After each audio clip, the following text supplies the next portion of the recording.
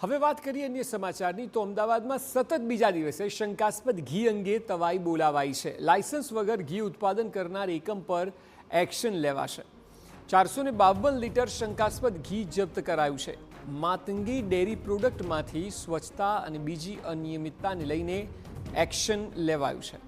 કઠવાડામાં આવેલી ફેક્ટરીમાં ફૂડ વિભાગે તપાસ હાથ ધરી છે અને શંકાસ્પદ ઘીનો જથ્થો જે છે તે જપ્ત કરવામાં આવ્યો છે। સ્વચ્છતા અને બીજી અનિયમિતતા પણ જે છે તે જોઈ શકાય છે અને તેને લઈને પણ એક્શન પ્રશાસન દ્વારા લેવામાં આવેલ છે।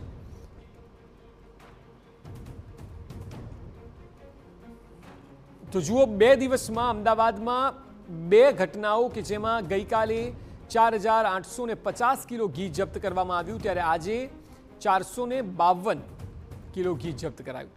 એટલે આ બંને દ્રશ્યો જે છે તે અમદાવાદના લોકો માટે મોટા ખતરા સમાન છે। એટલા માટે કારણ કે કોઈ પણ પ્રોડક્ટ જે મિશ્રિત હોય છે, મિશ્રણવાળી હોય છે, તે ખાતા નથી ખબર પડતી, પરંતુ તેના જ્યારે લેબ ટેસ્ટ કરવામાં આવે ત્યારે તે ખતરનાક સાબિત થાય છે।